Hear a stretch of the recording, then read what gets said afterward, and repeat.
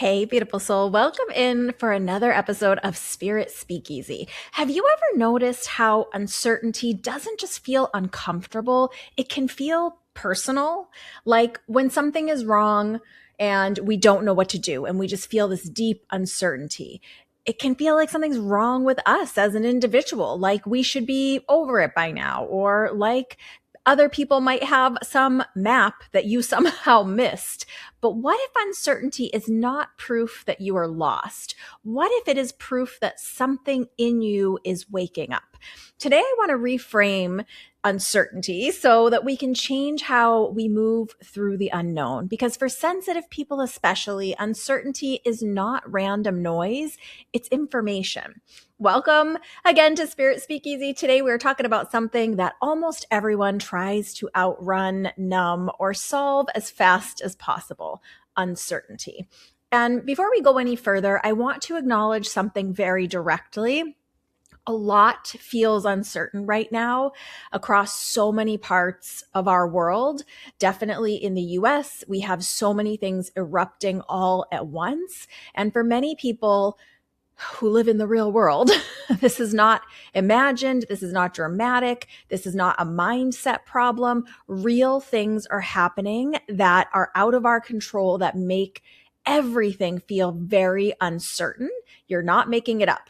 So this episode is not about gaslighting our reality of what is actually happening in our world right now. It's not about me just pouring love and light all over these hard truths of our world. It's not about spiritual bypassing, using denial, or pretending everything is fine and just finding a happy mantra when things are clearly not fine.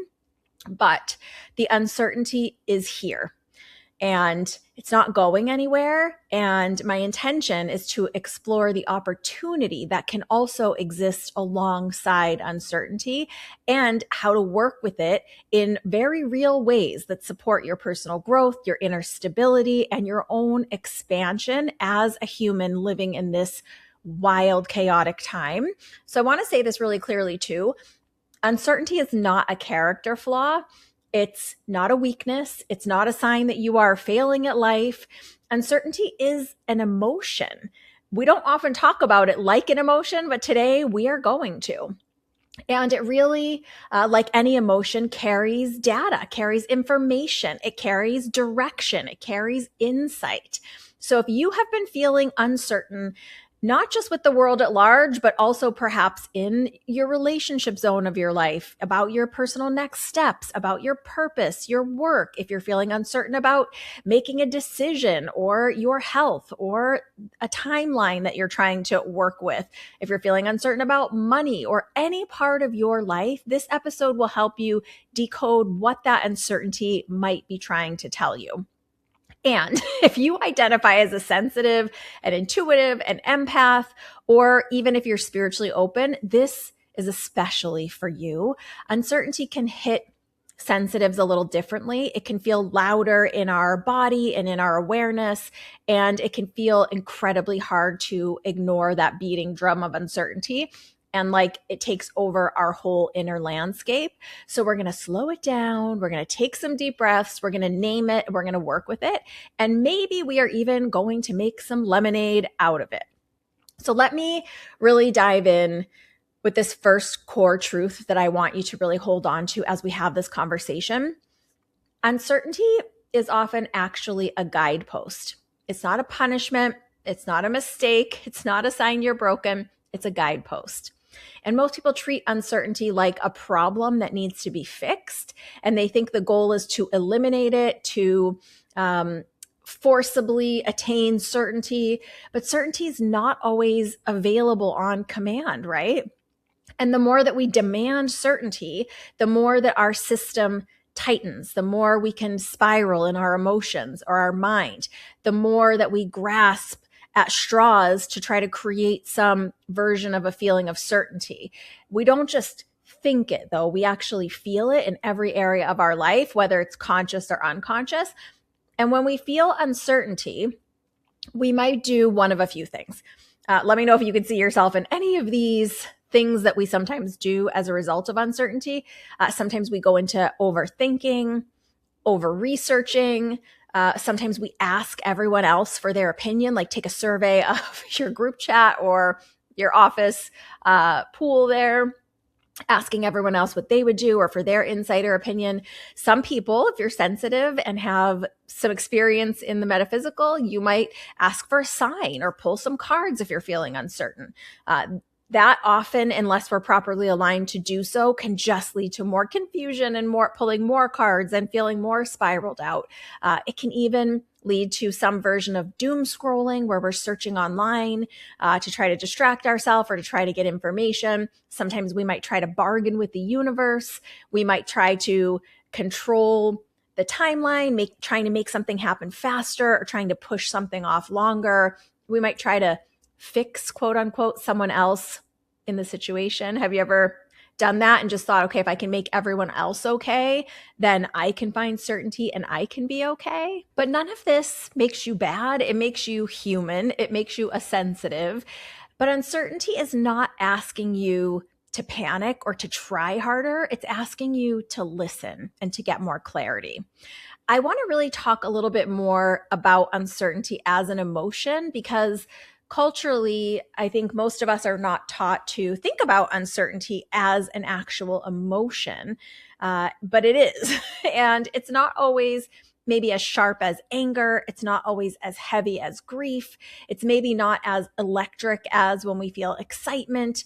Uncertainty often feels subtler. It's almost like this wavering within us, right? A hesitation. Sometimes it feels like an inner fog, even that kind of something is off, but we can't quite name it. And because it's very subtle, people can sometimes tend to dismiss this uncertainty or to get really stuck on it because we can't really identify it and we know something is feeling off, and then it makes us nervous. Sometimes people feel shame because they feel uncertain, or they feel a little bit left out in the cold by their intuition or their inner guidance. But emotions are just messengers. And uncertainty is one of the ways that our inner world tells us, hey, there's more information here. There's more to know. There's more happening here. Keep going into what you're feeling. There's more truth underneath, more clarity that you're maybe not ready to see yet, or that you've been avoiding, or that just hasn't been revealed. Especially with everything going on in the world, we might be triggered about uncertainty more than ever. And in most countries, there are rules and laws and the way things are done, quote unquote, and maybe even more overtly than ever, we are seeing full disregard for many of the systems that we believed were serving as guardrails for our society. So it makes sense that we desperately want to feel more certain in the areas of our life. We want to know what's going to happen. We want some version of security. We want to know how far will things go in our world, especially when so many things seem so out of control right now. And I think it's important that we acknowledge that. So let's get into the reframe a little bit. When you're uncertain, it often means that one of these things are true. I'm going to give you three things.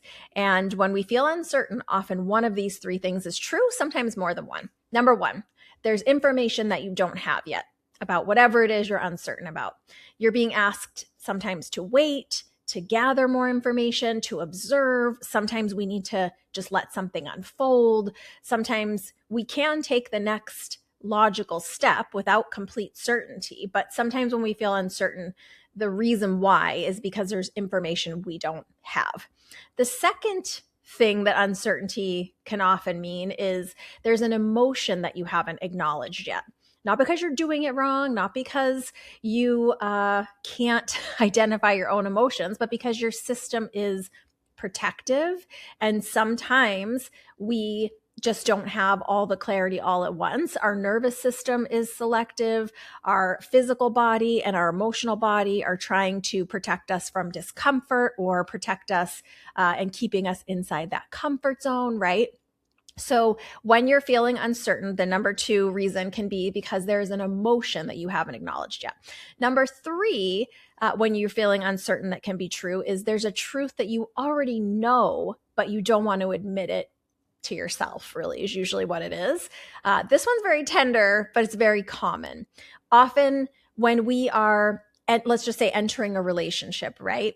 There are things when we have those first initial stages of infatuation and love, and we're feeling all the endorphins. Sometimes, have you ever had the experience that there are red flags that you are ignoring, but some deep part of you actually does know? I think this is just the easiest one for most of us to identify. And whether it's a romantic relationship or a friend relationship or some other relationship in your life, if you've ever had the experience of having things go south and then looking back and being like, you know what, I did realize early on that they were XYZ, or I did kind of see their tendency to have angry outbursts instead of calm conversations, right?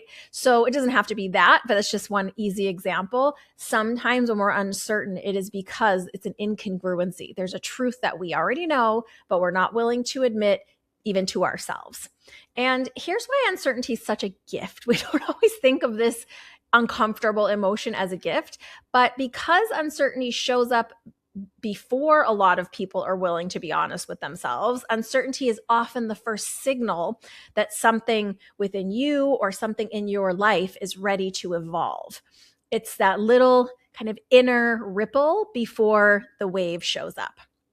And sensitives really can feel like they have more struggle with uncertainty. It can be so true for people who identify as sensitive or empaths or just highly perceptive people. We can often feel more of a struggle with uncertainty, whereas someone who is not tuning into multiple levels of awareness at one time might just be able to let it go and move on, and or just focus on their own life. Sensitives often have stronger pattern recognition, deep intuition, higher emotional attunement. For example, a deep feeling and empathy for everyone involved in a situation.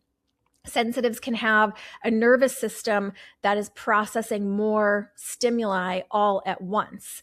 And I also believe, this is my personal belief, that as sensitives, we are often able to sense more than one of the potentials. Since, let me take a moment just to explain what I mean by this. In any given situation, even let's just say you're listening to this and you're going to go to work tomorrow. You leaving your home and going to work, let's just say, there are so many potentials of how that could go in your day, right? In any situation, any circumstance, there are many, many, many layers of what is the potential outcome, almost exponential amount. And it's what's happening in a psychic reading, an intuitive reading. It's what's happening for sensitives a lot of the time. We are able to lightly tune into probably that first to second layer of the most likely potentials, right?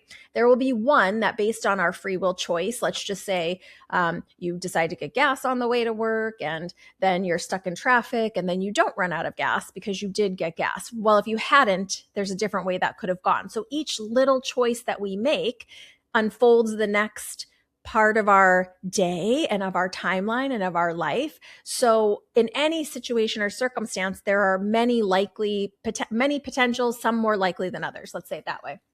So as sensitives, even if we're not consciously aware of it, our energetic system has awareness of many possible potentials all at once. And if we're not aware of that, it can feel really overwhelming and anxiety producing. And sometimes you might not even be aware that this is happening, but it's kind of what leaves us with all these what ifs, because we're aware, oh, there's the potential this could go this way, or this could go this way, or this could happen, or what if this person does this, or what if, XYZ happens, or what if XYZ doesn't happen. So we are aware a little bit more top of mind of those many different potentials, or at least in our energetic system. So if you have that where you get very in the weeds of the what ifs, it could just be part of you as a sensitive tuning into the different potential outcomes of what could happen. So certainly it can feel like being tuned into a radio station that you can't turn off. And if you have a history of trauma or life instability or unpredictability. Uncertainty can also feel unsafe, right? It can trigger the part of you that says, I need to know what's coming so I can protect myself. I definitely resonate with that feeling. So if you do too, you are not alone. And I want to be clear, this episode, again, is not about forcing you to be comfortable with chaos. It's not about normalizing this chaotic world that we're in. It's about helping you become more skillful with the unknown so you can stay grounded and connected to your intuition, and you can stop confusing uncertainty with failure or inability to know what's right for you. I'm going to give you a little bit of a framework quickly, because I want you to understand a little bit more about how you can work with the uncertainty in your own life. I want you to imagine uncertainty for a moment like a symbol on your dashboard, like a little light that comes on.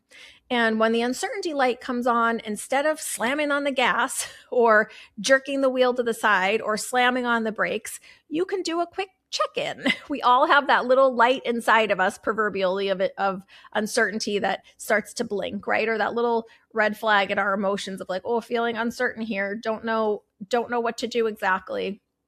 So instead of just jumping to a big overcorrection, you can really just do a quick check-in with you.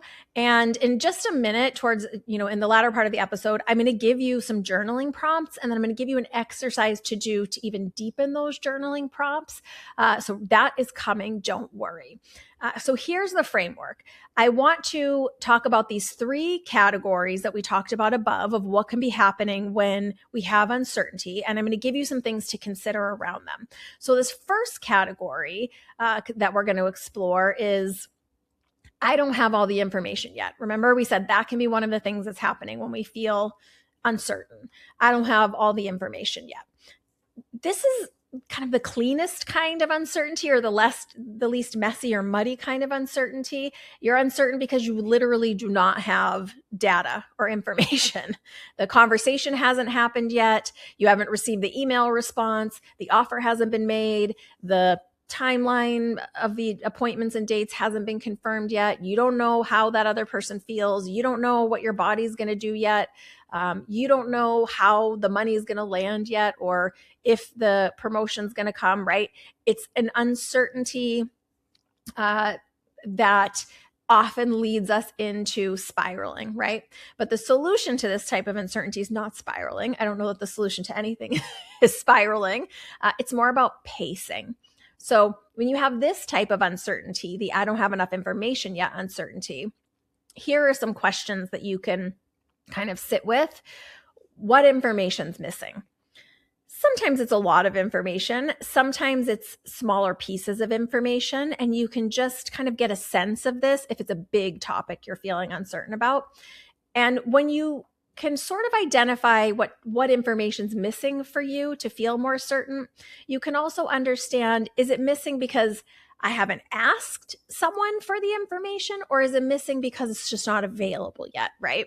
So that's how we want to start to peel the layers back of this type of uncertainty. What's the next right step, or the next aligned step, right? When we're dealing with the uncertainty of I don't have all the information yet, and we have to still make a choice, sometimes we can just take the smallest next aligned step, right? It could be, oh yeah, I got to make that phone call, or I have to read that contract, or I should actually, it's because I haven't asked for the information yet. I should ask a direct question.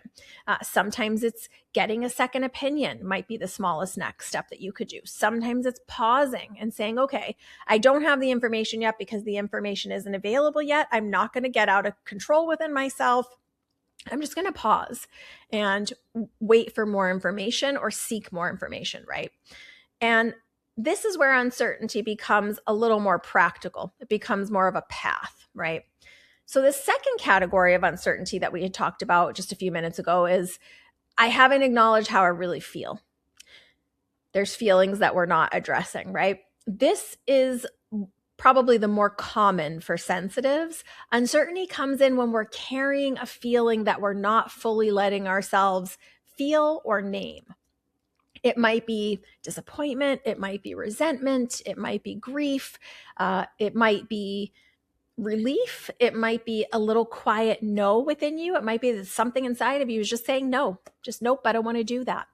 And you're not admitting the feeling that, oh yeah, I'm feeling like actually I don't want to do this thing. It can even be a fear underneath. One of the fears that we talk about a lot here: fear of failure, fear of judgment, fear of being seen, fear of being vulnerable, right? There's so many fears that can be underneath that we just might not be acknowledging when we're feeling this uncertainty. Also, uncertainty can become like a bit of a mask that we wear. What I mean by that is, because I'm uncertain feels safer than to say because I'm scared, right? So whether it's to ourselves or someone else in the situation, it just feels a little easier sometimes to say, oh, I'm just not sure, or I don't know the right thing to do, rather than, oh, I'm scared actually to do this next thing. Or maybe it feels easier to say, I'm uncertain. It feels safer than to say like, oh, I'm actually just not happy. This is not making me happy anymore. I need to rework this. Or sometimes saying I'm certain feels safer than saying, actually, I want to leave. I see this a lot in my work, whether it's someone wanting to leave a relationship or a job or a situation that they're in. It can sometimes feel safer to say, oh yeah, I don't know what I'm supposed to do, instead of saying, actually, I'm unhappy and I want to leave this situation. Sometimes it can feel safer to say, I'm not sure, I'm uncertain, than actually I want more. Because many of us are conditioned that it's not okay to want more for ourselves, or it's greedy, or who do you think you are, right? So this is where the emotions around this feeling of uncertain become sticky. Uncertainty doesn't stand alone. There are always additional emotions with it, particularly for sensitives. And often we're just not identifying all the emotions happening when we're feeling uncertainty. So then the question becomes, if uncertainty is the surface emotion, what's underneath, right? And I'll give you a few common underneath emotions. I know we were just talking about a few. I'll give you a few more. Grief can be a very common emotion underneath, because uncertainty often means something is changing. And grief often shows up when something is changing. Sure, this could be the loss of a person who's crossed over to the spirit world. It could be the loss of a relationship, the breakdown of a relationship, like divorce. It could be leaving a job, even if it's like a good leaving. Maybe you're leaving because you got an amazing opportunity somewhere else. It doesn't mean that some part of you isn't experiencing grief about the change, or about the stepping away from the job that you've been at for however long, that made it clear to you that you didn't want to do that career anymore, right? Another underneath emotion can be anger. This one's a little sticky, especially for sensitives, because we are often conditioned that we need to be nice to everyone, that we need to smooth things over and get along, that we are not supposed to have big, intense emotions about people or situations. Anger can show up underneath because we might feel like we've been misled, or like we've been carrying more than our fair share, or like we've been tolerating too much. For sensitives, often anger shows up after we've been pushing an emotion down for a long time. It can kind of shift into anger sometime, where it might just have started as unhappiness or discontentment left to fester, right? Sometimes instead of saying like, hey, I have some boundaries here, I'm not going to accept this person speaking to me this way, we shove it down, we try to get along, we try to be the peacekeeper, and over time, it makes us angry. It can be fear that is the underneath emotion, because the unknown can threaten our sense of safety, even if our current situation is also uncomfortable. Again, it's a version of change. And fear shows up to keep us safe, right? To keep us in that comfort zone, to keep us small often, to say like, well, don't go out there into the light. You don't know what's out there. Stay in here and don't share your opinion. Don't share your gift of mediumship. Don't say what you have to say. It's scary out there, right? So there's lots of versions of fear that can be the emotion underneath. Desire can also be the emotion underneath, though. We're talking about not being happy anymore. And sometimes this one surprises people, this emotion of desire being underneath uncertainty. Sometimes uncertainty shows up when you want something that you're afraid to ask for or hope for. We have a desire and then we feel the need to resist that desire. And maybe that desire is aligned for us. That's something to explore too. So you stay uncertain because certainty would mean that you have to admit what you want, that you have to admit, oh, actually, I want more. Or actually, even though I have this thriving career, actually, I want to do this different thing. Or even though we've been in this relationship for a long time, I'm ready to be ending this relationship, for example. It could show up in lots of ways, but some people are surprised that even like an emotion that you would think would feel good, desire, can be underneath uncertainty, because admitting and then having to take action in the world feels scarier than just saying, oh, I don't know. I don't know what's the right choice for me. Have you ever experienced this? I certainly have. So I hope that you are resonating with this. The third category that can be happening, like we were talking about when uncertainty arises, can be because your intuition is trying to get your attention.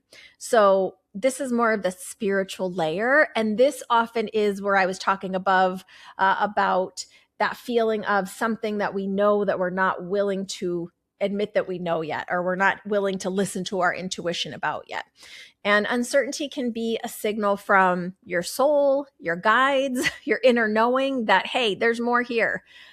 It's not necessarily that something is wrong per se when we feel uncertain. It can be, but not always.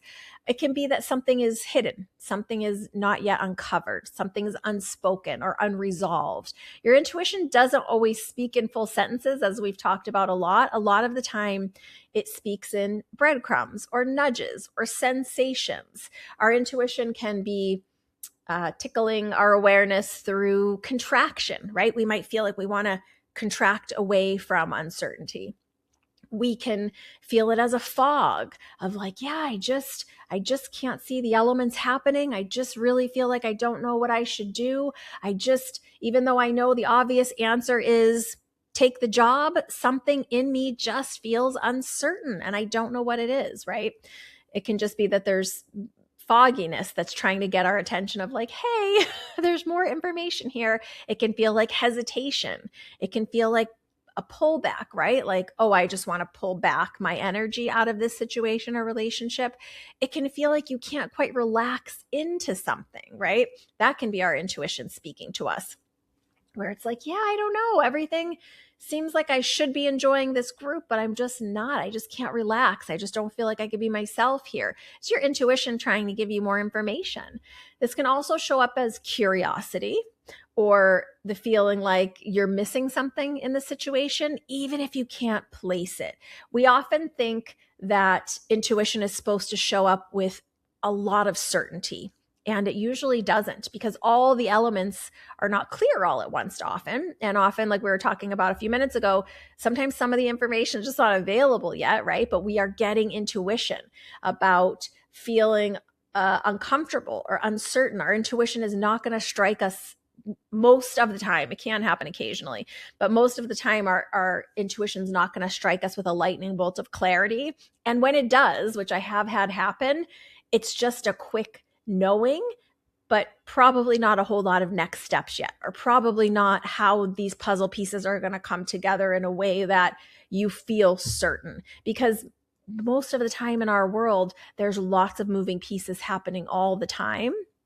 And even if we can't quite place what that, oh, something's missing here, or I don't know what I'm not identifying here, it doesn't mean your intuition's not working correctly. It just means that's the way it does communicate through uncertainty. So if you're uncertain, you can ask, what's my body doing when I think about this, right? When you think about this relationship or this conversation you need to have, or this job, whatever it might be for you, what's happening in your body?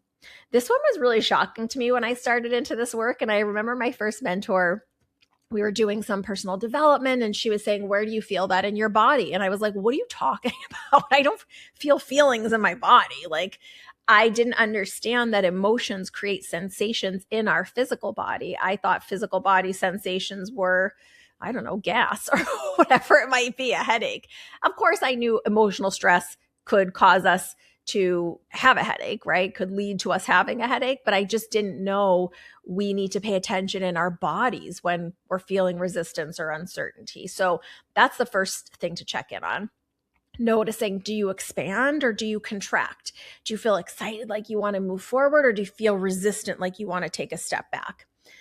Ask yourself, when I think about this thing that I'm uncertain about, do you feel energized or do you feel drained? Do I feel open or do I feel like I need to brace myself?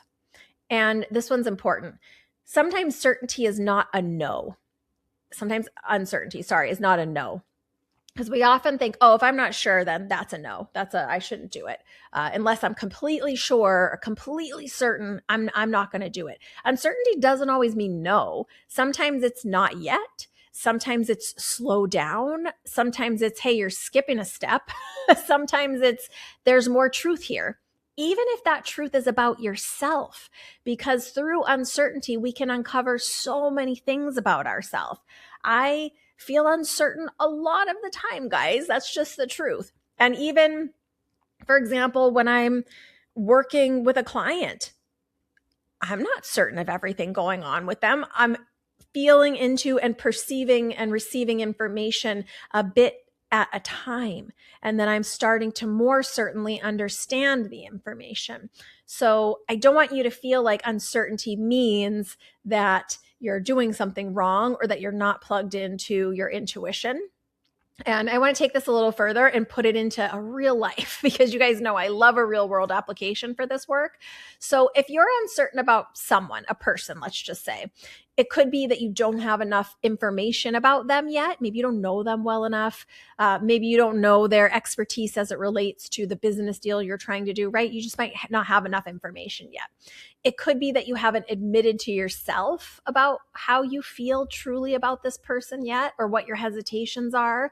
It could be that your intuition is picking up inconsistencies, because most people, I just was talking to someone about this who is new in their dating journey, and they were saying like, well, these people that I'm going on dates with are telling me these things, and these are the correct things that I want to hear. And I don't know how to tell, if they're being honest or not. And what I was saying in the conversation is like, yeah, it's sometimes challenging, because the honest people are going to say this thing to you that you want to hear, and the dishonest people are going to say this thing to you that you want to hear. All the people are going to say this same thing. It's up to you to understand in your intuition when you're feeling inconsistencies in what they're saying and how they're behaving, in what they're saying or how they're showing up, and what you feel like the agreement was, right? So our system, our intuition picks up inconsistencies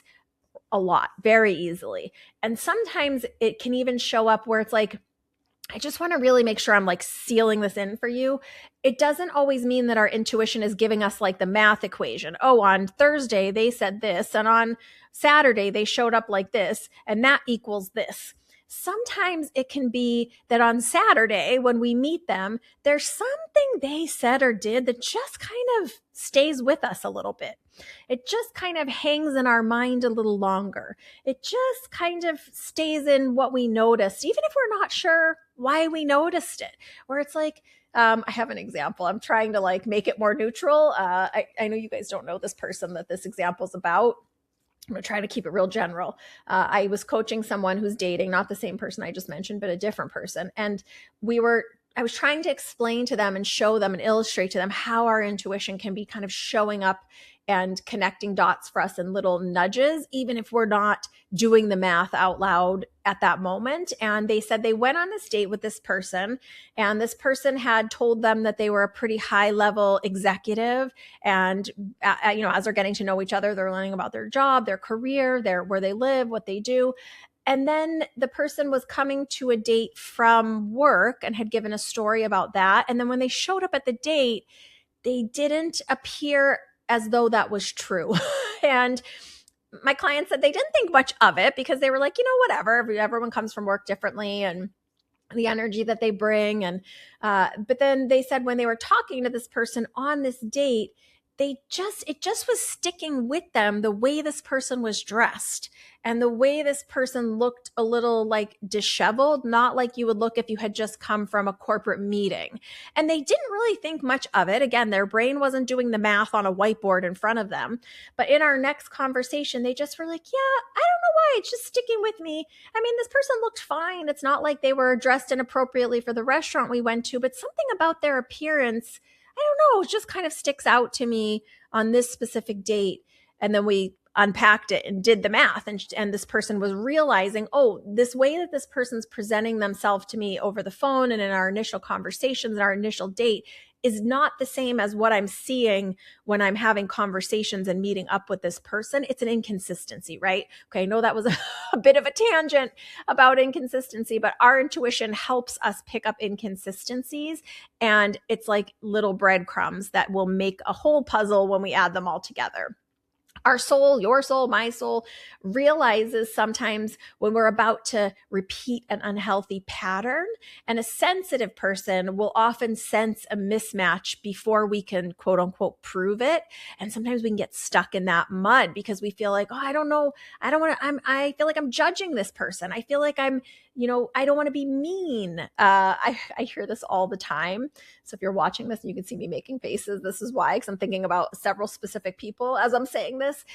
But the truth is, our sensitive soul self, right, realizes, oh, there's a mismatch here. There's an incongruency here. But our human mind wants to rationalize and say, like, oh, you're not being very nice. You're being judgy. Don't judge what someone wears on a date or how they have their hair. It's not that you're judging. It's that you're collecting information. So if you can kind of reorient to that, it'll help.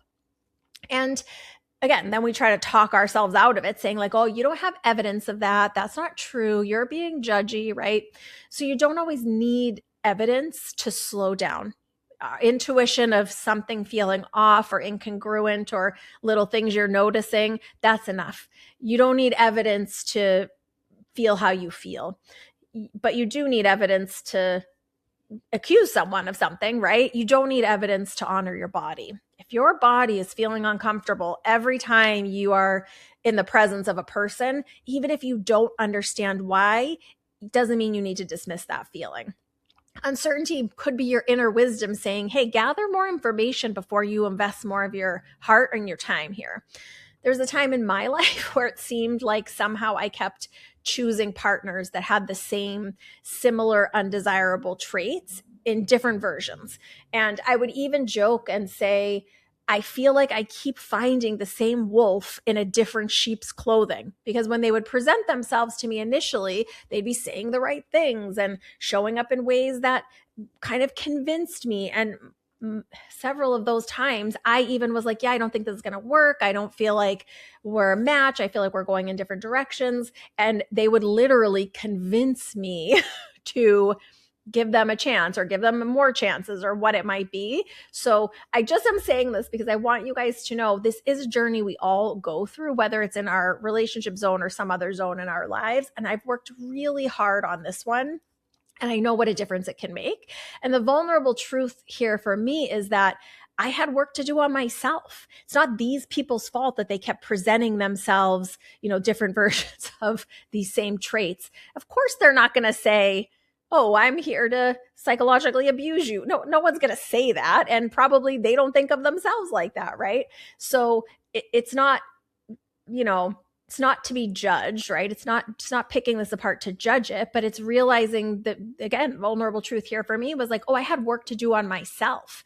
People can show up however they want. It's up to us as individuals if we choose to engage. And I needed to understand what this part of me was connecting with in these specific types of individuals and why. And I've done a lot of hard work on it. And, we still are who we are, but I do a much better job these days. So don't worry. Don't worry too much about me. Okay, I'm going to give another example besides relationship on career or purpose uncertainty, because it's something I so often hear. It's a big one for sensitives, saying like, I don't know what my purpose is supposed to be. And again, you're not just choosing a job, you're choosing an energetic environment as a sensitive. There's always more going on for sensitives. There's more going on for everyone, but sensitives are more aware of it and more impacted by it. Sometimes uncertainty in a career zone means this version of you is outgrowing the old path, the old career you were doing. And I have to say this really clearly too. I don't necessarily believe we have to abandon the old path to start the new path. Meaning, if something is stirring inside of you saying, yeah, I know I've been a butcher for 15 years and I don't want to be a butcher anymore. I don't want to do this butcher business. I want to write books and cookbooks, let's just say, hypothetically. Well, it doesn't mean you have to close your butcher shop and kick out all your clients, right? Start doing the other thing that your soul is calling you towards on the side until it's time to switch over. Start working out your cookbook recipes, in the back of your butcher shop in the evenings when the business is closed, right? So sometimes we make this leap in our mind, and that's part of what makes it feel so scary. Is it's like, oh, if I acknowledge this, then I have to do this big change and I have to jump into this whole transition. It doesn't have to work that way, because the old path can be familiar, and familiar can feel safe even when it's not aligned. So sometimes people get very stuck in, oh, I'm going to stay in the same path even though my soul's calling me to something else. Uncertainty might be that space between these two identities, you as a butcher and you as the cookbook author, right? And that you that created that butcher shop and the you that's becoming, it's the same you. There's just distance in between, or emotions to be worked through, or more to understand in between. It doesn't mean you're behind. It means you're in transition, right? I'm going to give another example of money uncertainty, because that's another one that I hear quite a bit. Money uncertainty often triggers lots of our survival patterns and our survival emotions. And this does often tap back into our childhood experiences. And I'm not someone who, you guys know, I'm not a psychiatrist, I'm not a psychologist, I'm a medium, but I've done a lot of personal development and read a lot of books. What I'm trying to say here is really, money uncertainty, money blocks, money stories, they often come from our upbringing, good or bad, like it or not. It doesn't mean we can't reorient ourselves to them. It doesn't mean we can't learn and grow, right? But often our money scarcity or money fear, money stories come from our past. So just to know, because that might be a part of what's happening when you feel like, well, I'm really secure today. I'm working really hard. I make a paycheck. I'm paying my bills. Why am I still feeling this way? You can also investigate what your story was about money growing up, or even in your young adult life, to work this energy as well, just as another layer. Is when we feel uncertain about money, I want you to try asking things of yourself like, am I uncertain because I need more information, like numbers, budgets, timeline? Is that what the uncertainty is here? Or am I uncertain because I'm carrying fear from my past? That's why I mentioned this, like past work, inner child work. Sometimes uncertainty is not about the present. It's about a memory. It's about a previous season of your life when you didn't have enough, or when money was looked at in a certain way. It can be a time when you felt unsafe. It can be a time when you felt alone, whether you were in a relationship or not. It can be a time when your nervous system was really in an upheaval due to what was going on in your life. And if your nervous system's reaching and reacting to the past, the solution is not going to be more research about money, right? The solution is going to be regulating and then making aligned choices so you can create more abundance, or know what to do with the abundance you have. I want to talk about something gently in here as part of all of this uncertainty talk. I want to name something, again, very gently here. A lot of people have a belief in the illusion of control. What do I mean by that? And again, often they don't think they do, but they do. They think, oh, if I can just know what's going to happen, I can relax because I'll have more control. But certainty is not what creates safety. Capacity creates safety. Your ability to handle outcomes creates safety, because the belief that we can control or manage or plan is how I used to say it in my own life. I've dealt with some illusion of control issues, and I still do. Sometimes we have this like false belief that if we, again, can control or manage or plan all the elements, all the ingredients, and the people around us, we can ensure safety. It's just an illusion. We know that we can't possibly control all the elements, all the chaos of this world, all the people around us. It's not real. But we do get this false belief within us that if we can control X, then certainly Y will be okay, right? And it just doesn't work like that. To think that we have any control in this big wide world is just an illusion. So if you find yourself constantly chasing certainty, you can ask, what do I believe will happen if I don't know? Is it like do you guys remember that story, Chicken Little running around, the sky is falling, the sky is falling? If you believe that you don't know something, do you believe that that's what's going to happen? The sky is going to fall?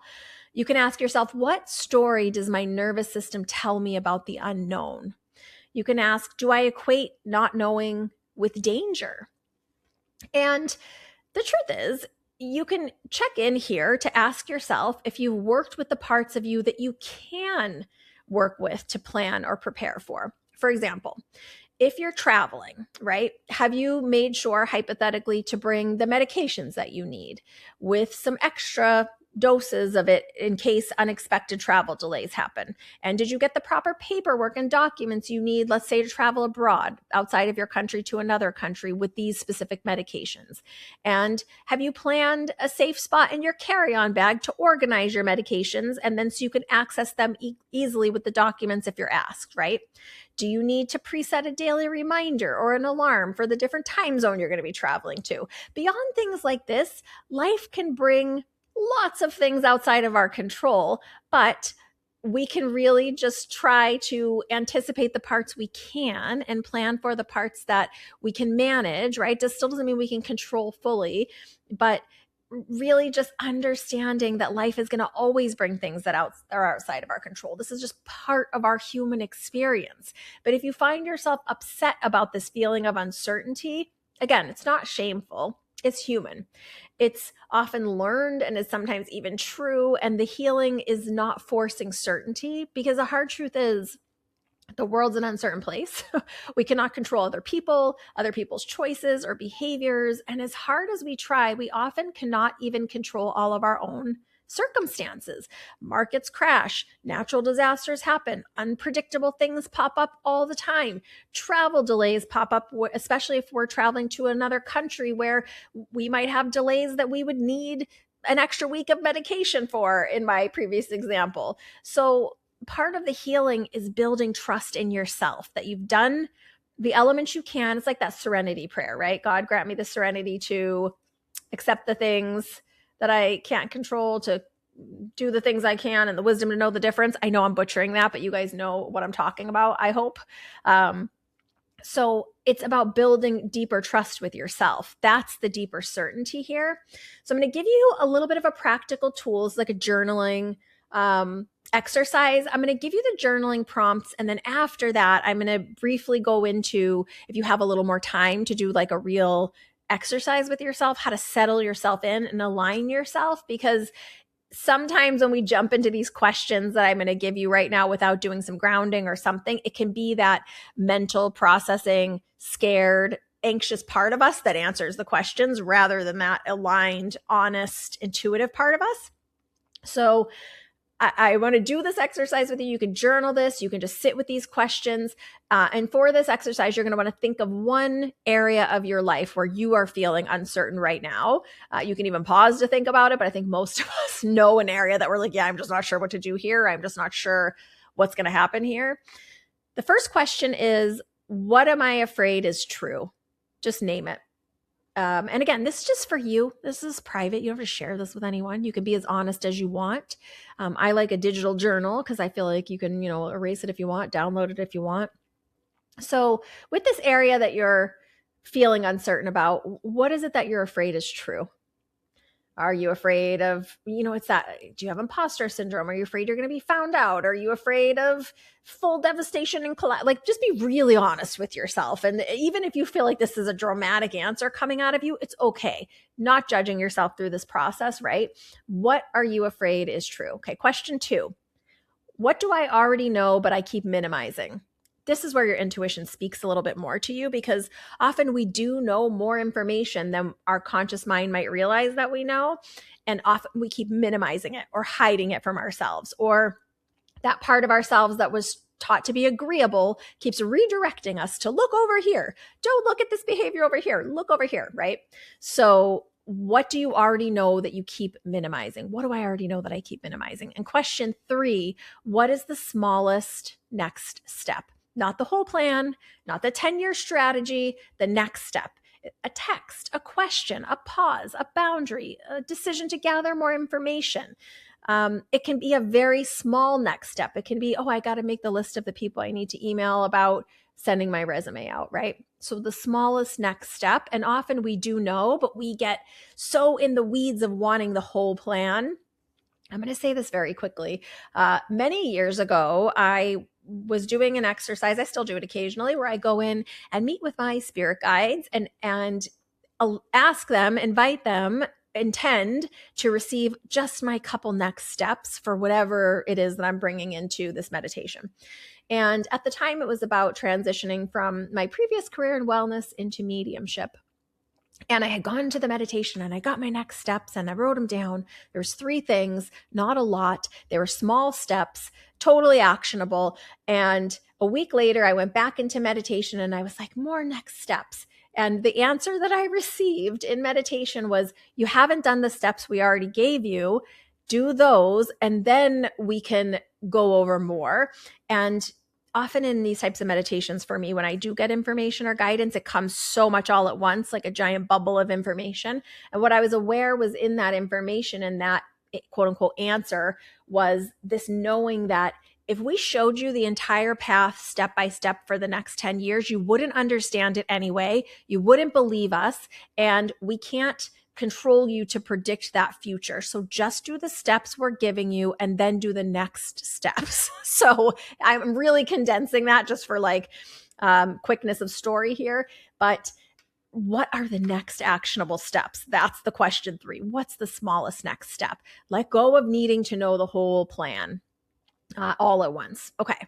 So I really want to give one more for sensitives of these journaling prompts. The 4th question, if you're sensitive or an empath, if my uncertainty had a message, what would it say? Sometimes this could be like, stop rushing. Sometimes it could be like, you're ignoring yourself, or you're ignoring this feeling. Sometimes it can be, this is not aligned, or this version of this is not aligned. Or it can be, let it unfold a little more. Or it can be, seek more clarity, be available, be aware in your day-to-day for more clarity around this topic, right? Okay, so those are the questions. 3 if you want to do a quick one, and 4 if you're an empath or want to go a little deeper. Now, when you have a little more time and you're in a safe space to do so, I'm going to give you a little process quickly that can help refocus you out of that busy mind and into your center before you do the questions that I just mentioned. Essentially, you just want to soften your gaze, kind of relax your mind a little bit, take some slow, easy breaths, bring your awareness all the way into the center of your head, and then gently bring the uncertain situation into your mind, into your awareness, gently. Notice it in your body. Are there any feelings, any emotions, any sensations that you're drawn to in your body, or any areas of your body that you're drawn to? Just notice. Don't analyze, only noticing, not seeking information, just being available to notice. And what do you feel in your body? In your chest, in your throat, in your stomach, in your jaw. Place your hand on your tummy if you want, and another hand on your heart if you want, and just take some easy breaths. And to yourself, say some version of, I'm willing to receive more information from this uncertainty about what it carries, right? I'm willing to receive more information from this uncertainty, and take some breaths. And then you can do the journaling prompts and ask yourself, now, what am I not letting myself know? What am I not letting myself feel? What's the true next step? And again, it's not a booming answer. It's a gentle, subtle signal. It can be a word, it can be an image, a sensation, a direction. It can feel like a softening or a tightening. Take some more breaths as you're doing this and exhale. And you can validate to yourself, I don't need certainty to take the aligned next step. Keep breathing. Good. So that's a way to just get yourself centered, to ask those questions that we went over, the journaling questions, and reminding yourself you don't need full certainty or the full map to take the next aligned step. And again, just to reiterate, uncertainty is not your enemy. It's not proof that you're failing. It's not proof that your guides or your soul or your intuition has failed you. It's often proof that your system is being honest with you, that your intuition is active, that you're sensing something real and something more than what you can see with your eyes. And the most powerful reframe is this: uncertainty is an invitation to become available, available to your truth, available to your feelings, available to the next layer of your information, available to guidance and a deeper knowing of yourself. You're not here on this planet at this time, in this very moment, to force yourself or your life into certainty. And like me, you've probably already learned that just being upset about uncertainty or resisting the uncertainty isn't actually helping either. You're here to learn how to move with your inner knowing, even when the whole map isn't visible yet. So if this episode supported you, opened another window of your mind, or gave you something to think about, I would love for you to share it with a friend who's been in that I don't know what to do space lately. And if you want to take this even deeper, you are always welcome to come visit me at joyfulmedium.com and get on my VIP email community so that we can work more together. And if you really want to go deep into your own work, we can schedule a session and get you going. And as always, be gentle with yourself, be compassionate with your uncertainty. It's not trying to ruin your life, it's trying to reveal something. I hope this has been helpful. Big hugs, lots of love. I will see you very soon. Bye from inside Spirit Speakeasy.